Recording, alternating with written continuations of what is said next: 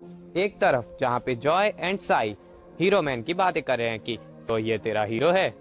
तो जॉय कहता है कि हाँ ये मेरा हीरो है, मेरा सेवियर हीरो मैन।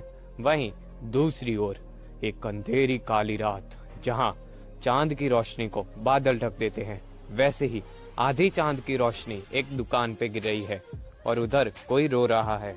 वो कहता है कि यहाँ कोई सेवियर नहीं है, आखिरकार दुनिया में पैसे और ताकत ही मायने रखती है, और सिर्फ इसलिए कि ये जैपनीज एंटीक शॉप जो इतनी मायने रखती है वो इन्हें मुनाफा नहीं करके दे रही, इसे बंद कर देंगे।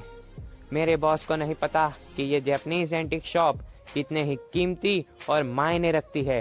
भाई का इतना रोना खत्म ही होता है कि तभी उसके हाथ में जो समुराई मास्क था उसके अंदर थोड़ी सी हलचल होने लगती है, जिसको देख के वो डर जाता है और पूछता है कि क्या क्या हो रहा है ये। और वो मास्क कहता है कि तुम सही हो। और इतने आवाज के साथ में ही उस मास्क में से कुछ आत्मा जैसा निकलने लगता है और वो आत्माएं पूरे के पूरे दुकान में घूमने लगती है, जिसको देख के वो वर्कर और घबरा जाता है और पूछता है कि क्या। तो वो आत्माएं कहती हैं कि चलो उन्हें दिखाए जिन्होंने हमें बंद किया। वो वर्कर फिर से कहता है कि क्या। तब वो सामुराई मास्क जिसके अंदर से अब एक इविल फेस बाहर निकलता है और वो कहता है ग्रज का मतलब। इतना कह के वो मास्क वर्कर से जुड़ जाता है और हमें एक धुंध के अंदर देखने को मिलता है एक विलन जो था पूरा का पूरा सामुराई सूट में और एक तलवार के साथ में। वहीं एक नए दिन की शुरुआत होती है और सीन शिफ्ट होता है जहाँ पे दिन के अंदर बिजलियां गिर रही है। मतलब क्या ही मौसम है यार।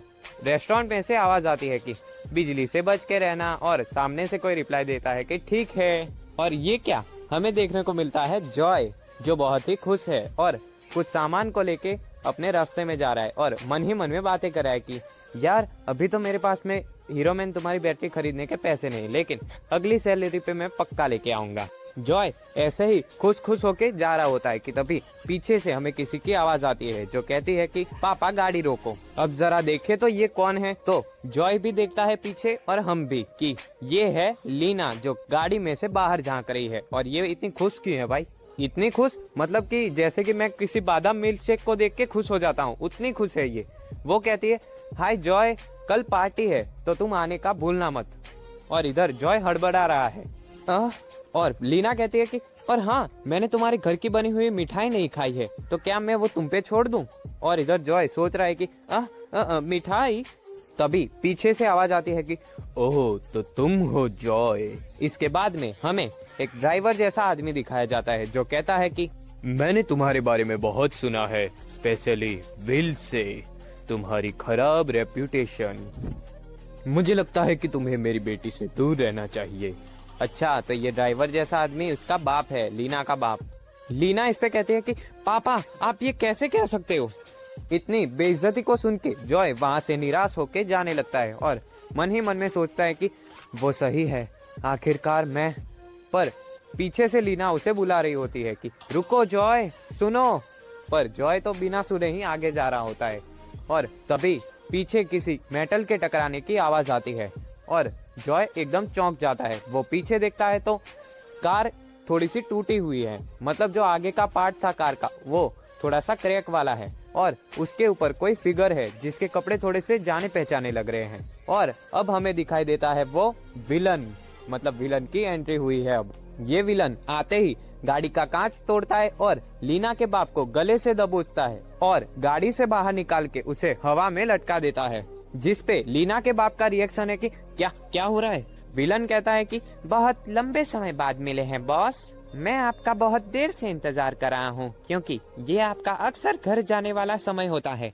लीना का बाप वर्कर को देख के कहता है तुम तो। इस पे विलन कहता है कि मैं वही हूँ जिसको आपने छोड़ दिया था क्योंकि मेरे पास में कोई इकोनॉमिकल पावर्स नहीं थी, पर अब आपको चिंता करने की जरूरत नहीं है क्योंकि मेरे पास में अब ताकत है। विलन का ध्यान जाता है लीना के ऊपर और वो कहता है कि और हाँ आपके पास में बहुत ही सुंदर बेटी है, क्यों ना मैं उसे उठा लूं।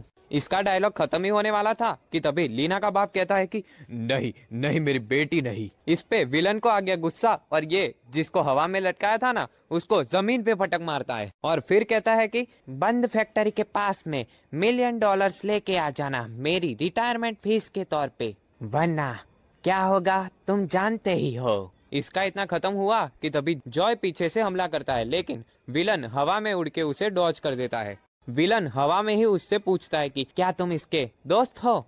माफ करना पर खेलने के लिए समय नहीं है। ये कह के विलन जॉय को एक लात मारता है और जॉय जो पीछे की तरफ में जाली वाली दीवार थी ना उसके साथ में लग जाता है, मतलब उसे चोट लगती है। विलन जॉय से कहता है कि चलो अब सो जाओ बेकार आदमी, और इधर लीना वो सदमे में है, वो घबराती हुई कहती है कि जॉय, और पीछे से विलन की आवाज आती है कि चलो अब ये गाड़ी चलाने का समय है, और उसका ईविल लेस वाला चेहरा दिखता है और कहता है कि चले मिस। लेकिन इधर लीना इतने सदमे में थी कि वो बेहोश हो जाती है, तो विलन कहता है कि अरे अच्छा तुम तो पहले ही बेहोश हो गई। और इतना सब होने के बाद में पीछे रह गए हैं जॉय, जॉय का थोड़ा सामान और लीना का बाप। अब आगे जो होने वाला है वो है फाइट। सो मैंने इसे एक अलग से वीडियो में बनाया है, तो अगर आपको आगे जानना है और क्या हुआ था वो पता करना है तो like share comment and subscribe and hype points को बढ़ा देना। If in the case you don't miss या then good afternoon, good evening and good night. And ये हमारा चैप्टर 1 का पार्ट 2 यहाँ पे खत्म होता है।